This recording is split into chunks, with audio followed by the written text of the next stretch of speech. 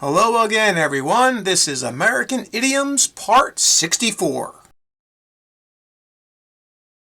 This is the 64th video in my American Idiom series, and like the others, I'll present 5 idioms to you numbered 316 to 320.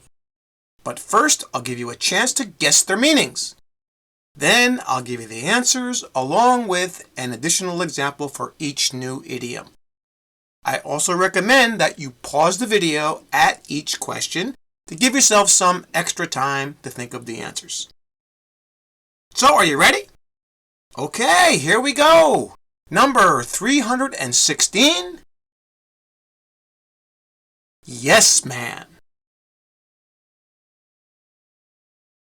And the example is, Terry is just a yes man and does not have the strength to say what he actually feels about anything in front of our boss.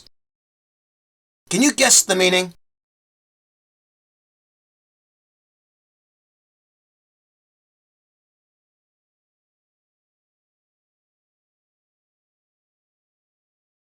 The answer here is a person who agrees with everything their leader, etc., says in order to please them. And that is exactly what a yes man is. Can be a woman also, but it's a person who just always agrees with the leader, or the boss in this case, in our example. The person is talking about how Terry never tells the boss his true feelings about something because he doesn't have the strength. Okay? So, Terry is a yes man. Alright, that's what it means to be a yes man. Here's another example.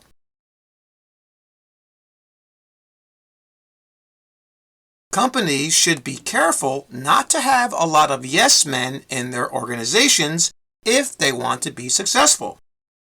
Okay, so this example is saying that if you have too many of these yes men, or people who are agreeing with everything that's going on, you'll never know what is wrong with the company. Okay, that's what it means. All right, and now for number 317. To wear out one's welcome.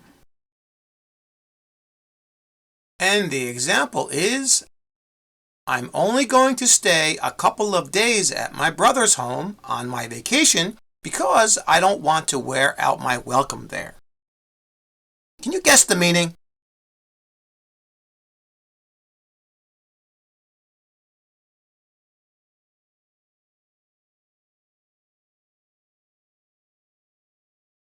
And the answer here is C, to stay too long at an event or at someone's home. And that's what it means if you wear out your welcome. All right? In our example, we're talking about how this person doesn't want to wear out their welcome at their brother's house. Okay? Meaning that they don't want to impose because maybe the next time their brother won't invite them over to their house to stay, right? Here's another example.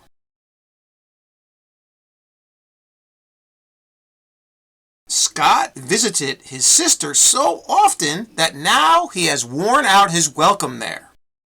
All right, in this case, Scott was there too many times. Well, he stayed at his sister's house too many times, and now he's probably not welcome there by his sister. All right, and now for number 318. To make good on something. And the example is, I hope the billionaire makes good on his word about donating money to that charity. They really need money now. Can you guess the meaning?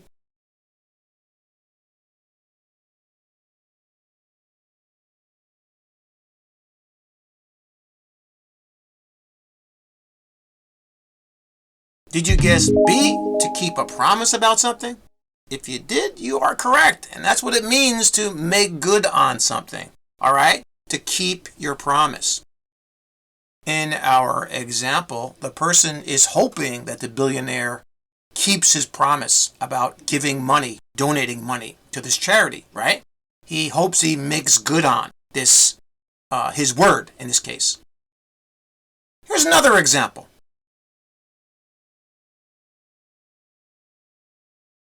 My son made good on his promise to study harder in school, and now he's a straight A student. Okay, so in this case, this person's son made good on his promise. In this case, right, on something was his promise to study harder. And he did, and now he's a straight A student. Got it? All right. And now for number 319, to the max. And the example is, professional athletes train very hard and push their bodies to the max. Can you guess the meaning?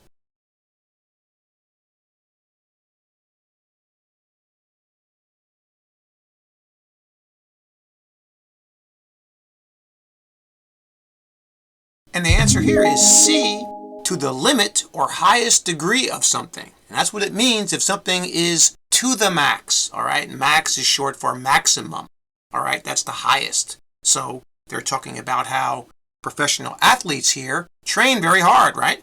And they push their bodies, right? As hard as they can to the max or to the maximum, as we say, okay? Here's another example.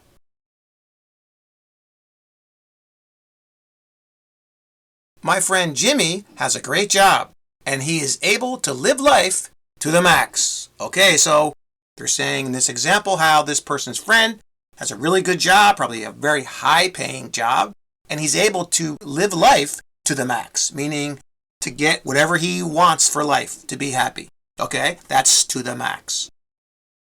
All right, and now for our final idiom, number 320. In broad daylight. And the example is, I just couldn't believe it when I saw a young woman being attacked in broad daylight, right in front of our office. Can you guess the meaning?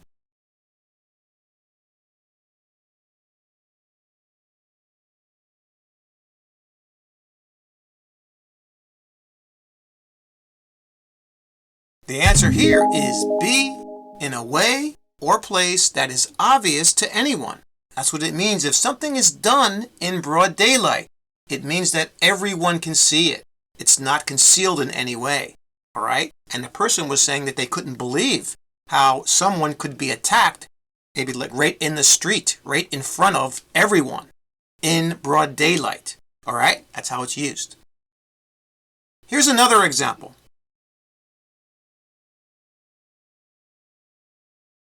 The thieves were fearless and robbed the bank in broad daylight. Now, in this case, they're talking about how these thieves, well, I guess they had foolish courage. They were fearless, and they were robbing the bank right in front of everyone, right? Maybe in the middle of the day, who knows? But it was in broad daylight, meaning obviously during the day in front of everyone. Got it? That's all for this video. Thanks again for subscribing and watching this video, and please like and share it to support the channel. And remember what I always say, keep practicing! See you next time.